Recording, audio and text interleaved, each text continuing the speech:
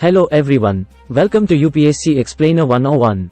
Today, we'll explore Kinship, Caste and Class from Class 12 NCERT History Chapter 3. Let's dive in. Discuss the concept and significance of kinship in the early Indian societies. Answer. Definition and importance. Kinship refers to the web of social relationships that form an important part of the lives of most humans in most societies. In early Indian societies, it determined social ties and hierarchies. Role in social structure. Kinship played a pivotal role in organizing societies, especially in defining familial and marital relationships, which were governed by rules and norms like patrilineal and matrilineal. Influence on marriage. Marriage practices were deeply embedded in kinship, with rules such as exogamy and endogamy shaping matrimonial alliances. Textual evidence. Texts like the Mahabharata provide insights into kinship practices, emphasizing their significance in shaping social and familial structures. Analyze the caste system's evolution and its impact on society during 600 BCE 600 CE. Answer. Origins and development. The caste system, rooted in Varna classifications, evolved over centuries, becoming a central feature of social organization in this period. Role of religious texts. Texts like the Manusmriti played a crucial role in defining and justifying the caste hierarchy, assigning roles and occupations to different Varnas. Impact on society. The caste system enforced social stratification, limiting social mobility and reinforcing inequalities based on birth and occupation. Interplay with economy. Economic roles and activities were often aligned with caste, affecting the distribution of resources and wealth across different social groups. Evaluate the status and role of women in early Indian societies. Answer. General status. Women's status in society was generally subordinate to men, with limited rights and freedoms. Marriage and property rights. Women's rights in marriage and property were restricted. The concept of stridhana offered some degree of financial independence, but with significant limitations. Influence of texts. Religious and social texts often dictated the roles and expectations of women, especially in terms of marriage and familial duties. Variation across societies. There were variations in the status of women across different regions and communities, with some enjoying relatively more rights than others. How did economic resources influence social structures in early Indian societies? Answer. Wealth and social hierarchy. Access to wealth played a significant role in determining one's social status. Higher economic resources often correlated with higher social standing. Gendered access to resources. Economic resources and property rights were often gendered, with men having more access and control over wealth. Caste and economy. Economic roles were intertwined with caste, where certain castes had monopolies over specific trades or were restricted from certain economic activities. Roles of kings and merchants. Kings and merchants played crucial roles in the economic structure, influencing wealth distribution and social dynamics. Discuss the alternative views and critiques of the prevailing social order presented in the chapter. Answer. Buddhist perspectives. Buddhist texts provided a critique of the Brahmanical social order, promoting ideas of equality and challenging the rigidity of the caste system. Stories as social critique. Various stories and narratives from the period suggest alternate understandings of social hierarchy and norms, often questioning the established order. Critiques of Varna system. There were critiques of the Varna system, highlighting its inherent inequalities and rigid structure. Inclusivity and equality. Alternative views often focused on more inclusive and egalitarian social structures, challenging the prevailing norms of hierarchy and exclusion. Prelims MCQs. Patrilineal in early Indian societies refers to a. Descent through the female line, b. Descent through the male line, c. Marriage within one's own community, d. Marriage outside one's community. Answer. B. Descent through the male line. The Manusmriti is significant in the context of early Indian societies for a. Promoting democratic ideals, b. Justifying and codifying the caste system, c. Advocating gender equality, d. Promoting trade and commerce. Answer. B. Justifying and codifying the caste system. In ancient Indian societies, stridhana was a. A form of dance, b. A woman's personal wealth, c. A form of agriculture, d. An ancient scripture. Answer. B. A woman's personal wealth. The term Shudras in the Varna system primarily refers to a. Warriors, b. Servants, c. Priests, d. Traders. Answer. B. Servants. The Mahabharata primarily serves as a source to understand a. Scientific advancements, b. Kinship and caste dynamics, c. Geographical landscapes, d. Medical practices. Answer. B. Kinship and caste dynamics. The concept of jati in early Indian society was based on a. Birth and occupation, b. Educational qualifications, c. Military achievements, d. Artistic skills. Answer: a birth and occupation.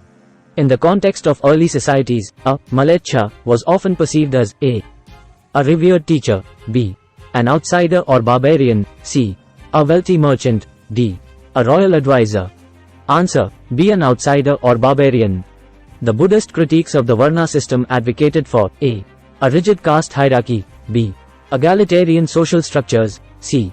expansion of trade networks, d. enhanced ritual practices. Answer: B. egalitarian social structures. Drona, a central character in the Mahabharata, was known for a. his skill in archery, b.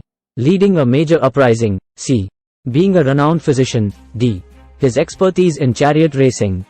Answer: A. his skill in archery. Ekalavya, a character from the Mahabharata, belonged to which community? A.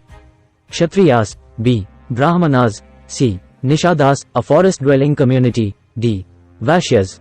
Answer: C. Nishadas, a forest-dwelling community. The Mauryas, an influential dynasty in ancient India, were debated to be of a.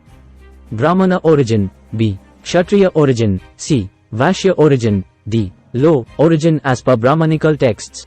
Answer: D. low origin as per Brahmanical texts. The Shungas and Kamvas, who succeeded the Mauryas, were originally a. Kshatriyas, b. Vaishyas, c. Brahmanas, d. Shudras. Answer: C. Brahmanas. Rudradaman, a well-known Saka ruler, was associated with the rebuilding of which lake? A. Vihar Lake, b. Sudarshana Lake, c. Pushkar Lake, d. Mansarovar Lake.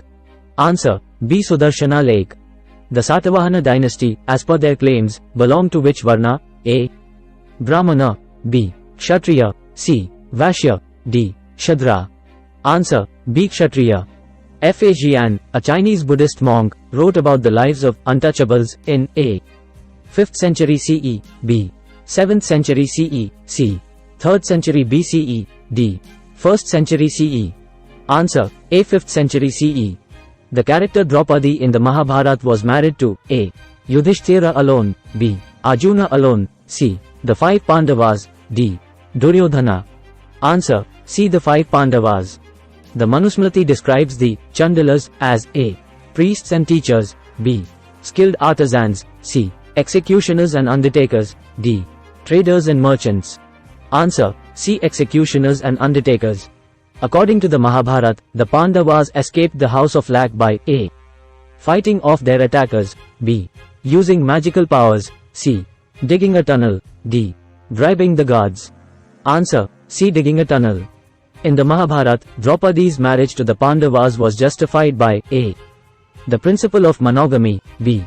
a command from a deity, c. the concept of polyandry, d. economic considerations. Answer: C. the concept of polyandry. The term Vainik in ancient texts referred to a. warriors, b. priests, c. merchants, d. peasants. Answer: C. merchants. The Shastras defined the occupation of Vaishyas as a.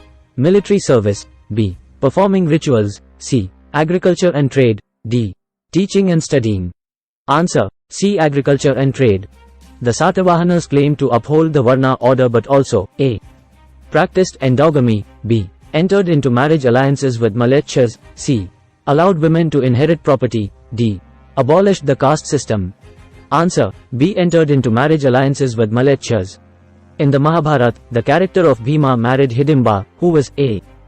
princess, b. a Nishda woman, c. a wealthy merchant, d. a Rakshasa, demoness. Answer: D. a Rakshasa, demoness.